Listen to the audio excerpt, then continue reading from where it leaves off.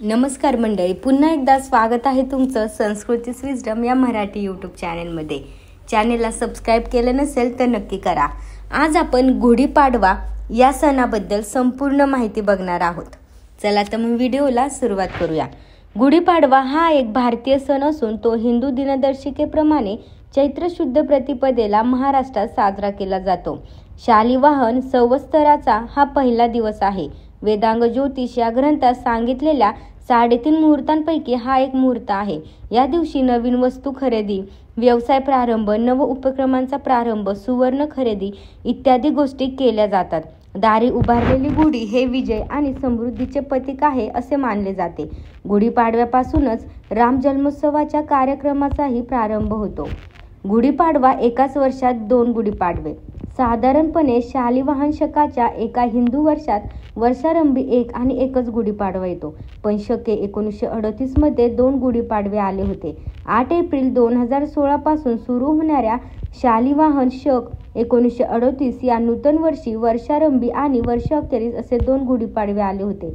8 April 2016 रोजी गुढीपाडवा आलाच होता, पण नंतरच्या वर्षी शके 1939च्या चैत्र शुक्ल प्रतिपदा ही क्षय तिथी असल्याने त्या दिवशी म्हणजेच 29 मार्च 2017 रोजी गुढीपाडवा नव्हता.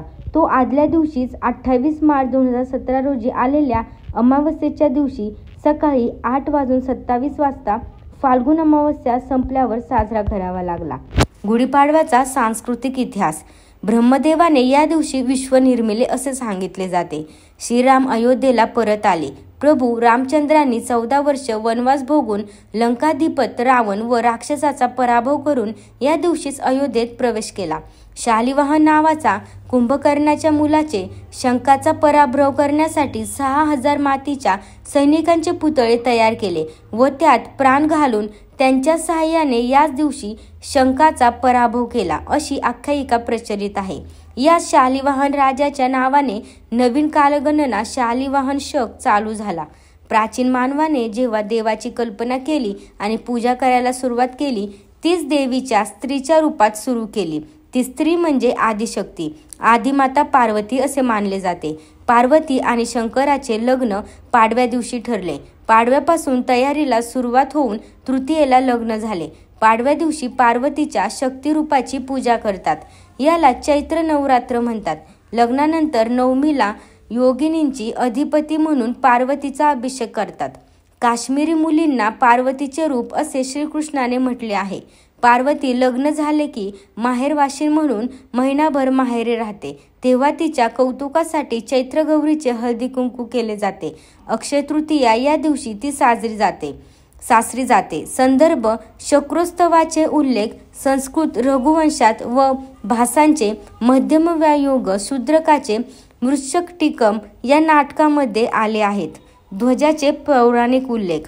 प्रतिमा विद्याच्या अनुषंगाने झालेल्या अभ्यासाच्या दृष्टीने इंद्रध्वज व ब्रह्मध्वज असे दिवस याबद्दल उपलब्ध वर्णचे फारच कमी वाटतात. जी वर्णने उपलब्ध आहेत त्यांच्यातही आपापसात फरक आहे. त्यामध्ये इतर ध्वज प्रकारांशी रसमिळणी केली गेली नाही असे दिसून येते. रामायण, महाभारत आणि पुराणे असोत अथवा नाटके, इंद्रध्वजाचे उल्लेख मुख्यत्वे उपमा अलंकाराच्या स्वरूपात आलेले दिसतात.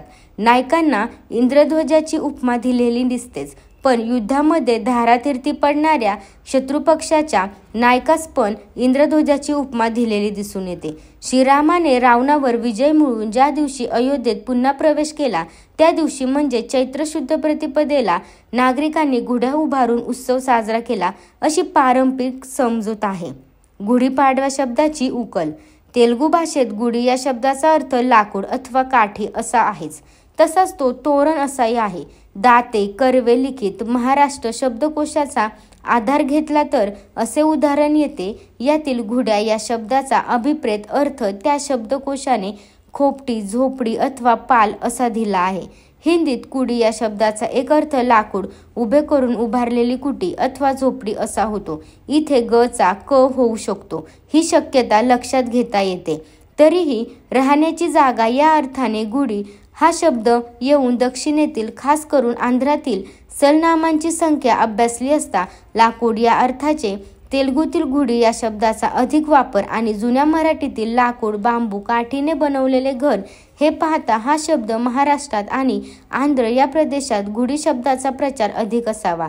शालिवाहन पूर्व काळात कदाचित गुढीचा लाकूड, बांबू किंवा काठी हा अर्थ महाराष्ट्रीयांच्या शब्दसंग्रहातून मागे पडला असावा.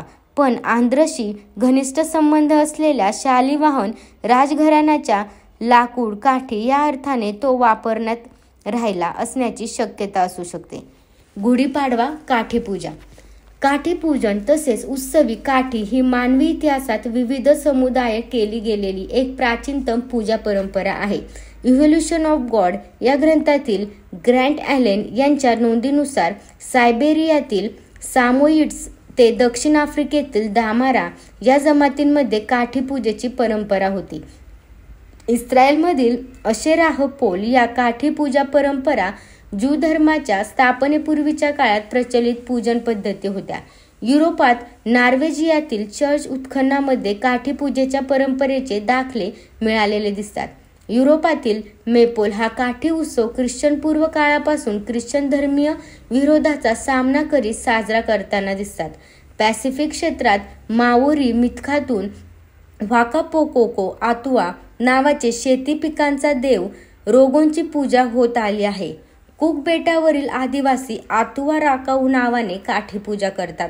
चीनच्या युनान प्रांतातील मिआओ आणि अनसूनमधील येलांग संस्कृती, व्हिएतनाममधील के, न्यू कोरियामधील जोंगशॉंग आणि सोटगे म्यानमार देशातील के होतेबो उत्सव ही जगाच्या पाठीवर वेगवेगळ्या ठिकाणी साजरा झालेल्या अथवा होत आलेल्या काठी उत्सवाची अथवा पूजांची उदाहरणे आहेत.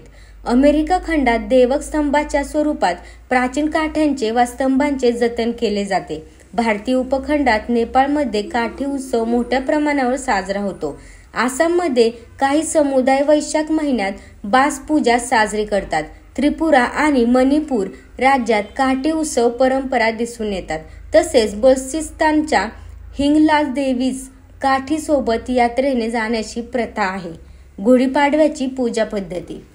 संवत्सर फल म्हणजे काय, तर त्या पाडव्यापासून जे संवत्सर म्हणजे वर्ष सुरू होत असते त्या वर्षाच्या पहिल्या दिवशी आणि नंतरच्या काही विशिष्ट दिवशी असणारी स्थिती, जसे वार, चंद्र, नक्षत्र, सूर्याचे विविध नक्षत्र प्रवेश इत्यादी संदर्भावरून हे संवत्सर फल दिलेले असते. संवत्सर फलात देशकाळाचाही निर्देश असतो. म्हणजे देशाच्या कोणत्या भागात सुखसमृद्धी असेल ते संवत्सर फलात त्रोटकपणे सांगितलेले असते. वर्ष प्रतिपदेच्या म्हणजेच गुढीपाडव्याच्या दिवशी जो वार असेल त्या वाराचा जो ग्रह असेल तो त्या संवत्सराचा अधिपती असे मानले जाते. म्हणजे आजपासून सुरू होणारे वर्ष हे जर मंगळवारी सुरू होत असेल तर मंगळ हा त्या वर्षाचा अधिपती असे समजले जाते. 60 संवत्सरांची वेगवेगळ्या पद्धतीने विभागणी केली जाते. एक विभागीच 5 संवत्सरांचे एक युग अशा पद्धतीने 60 संवत्सरांची 12 युगे मानली जातात. आरोग्यदृष्ट्या महत्त्व. चैत्र शुद्ध प्रतिपदेला प्रातःकाळी ओवा, मीठ, हिंग, मिरी आणि साखर कडुलिंबाच्या पानांबरोबर वाटून खातात. पचनक्रिया सुधारणे, पित्तनाश करणे, त्वचारोग बरे करणे, ध्यानातील कीड थांबवणे हे आणि असे अनेक औषधी गुण ह्या कडुनिंबाच्या अंगी आहेत असे आयुर्वेदात मानले जाते. शरीराला थंडावा देणाऱ्या कडुनिंबाची पाने अंघोळीच्या पाण्यात घालणे, ती वाटून खाणे हे आरोग्याच्या दृष्टीने हितकारक समजले जाते. महाराष्ट्रीय गुढीचे लिखित साहित्यिक संदर्भ. संत नामदेव, संत जनाबाई, संत ज्ञानेश्वर आणि संत चोखामेळा या सर्वांच्या लेखनात गुढीचे उल्लेख येतात. संत चोखोबा त्यांनी अभंगात म्हणतात की टाळी वाजवावी, गुढी उभारावी, वाटही चालावी पंढरीची.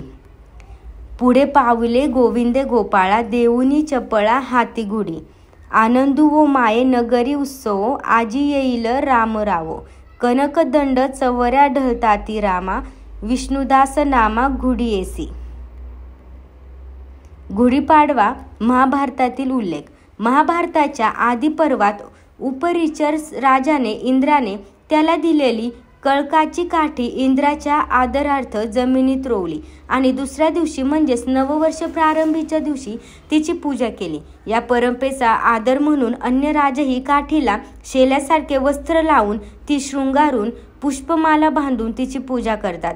महाभारतातच खिल पर्वात कृष्ण त्यांच्या सवंगड्यांना इंद्रकोपाची पर्वा न करता वार्षिक शक्रोत्सव बंद करण्याचा सल्ला देतो.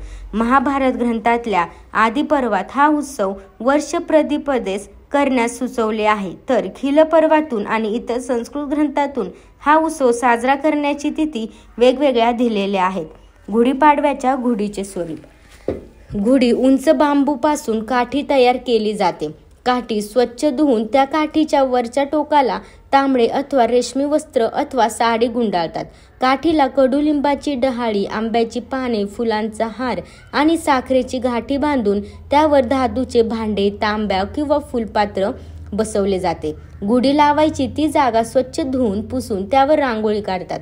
गुढीचा बांबू पाटावर उभा केला जातो. तयार केलेली गुढी दारात उंच गच्चीवर लावतात. गुढीची काठी तिथे नीट बांधतात. काठीला गंध, फुले, अक्षदा वाहतात. गुढीची पूजा करतात. निरांजन लावून उदबत्ती दाखवतात. दूध, साखरेचा, पेढ्याचा वगैरे नैवेद्य दाखवतात. दुपारी गुढीला गोडाधोडाचा नैवेद्य दाखवतात. संध्याकाळी सूर्यास्ताच्या वेळी पुन्हा हळद कुंकू, फुले वाहून व अक्षदा टाकून ही गुढी उतरवण्याची प्रथा आहे. ह्या दिवशी आनंद साजरा करीत आपतेष्टांना नववर्षाचे अभिष्ट चिंतनही केले जाते. गुढीपाडवा कृषीविषयक महत्त्व. डॉक्टर सरोजिनी बाबर यांच्या मतानुसार गुढीपाडव्यास लोक संस्कृतीमध्ये महत्त्वाचे स्थान आहे. भूमी हा जगाचा गर्भाशय, तिच्यात सूर्य बीज पेरतो. वर्षणाच्यामुळे भूमी सुफलित होते. सर्जनाला मिळणाऱ्या ऊर्जेशी जोडलेला हा सण आहे. येथे लोकसंस्कृतीचे अभ्यासक आवर्जून सांगतात. गुढीपाडव्याचे सामाजिक महत्त्व. गुढीपाडव्याच्या दिवशी पानपोई घालावी, पाण्याने भरलेल्या घड्याचे दान करावे असाही संकेत रूढ आहे. या मंगलदिनी विविध ठिकाणी पहाटेच्या सांस्कृतिक मैफिली उत्साहाने आयोजित केल्या जातात. रसिकांचा वाढता प्रतिसाद दिवाळी पहाट, नववर्ष पहाट व गुढीपाडवा किंवा हिंदू नववर्ष पहाट या उपक्रमाला मिळत असतो. मिरवणूक. गुढीपाडव्याच्या निमित्ताने हिंदू संस्कृतीची झलक दाखवणाऱ्या मिरवणुका काढल्या जातात. महिला, पुरुष, लहान मुले पारंपरिक पोशाखात या मिरवणुकीत सहभागी होतात. गुढीपाडव्याची माहिती तुम्हाला कशी वाटली हे कमेंट करून मला नक्की सांगा. व्हिडिओ आवडला असेल तर लाईक करा आणि अजूनही चॅनेलला सबस्क्राईब केलं नसेल तर नक्की करा.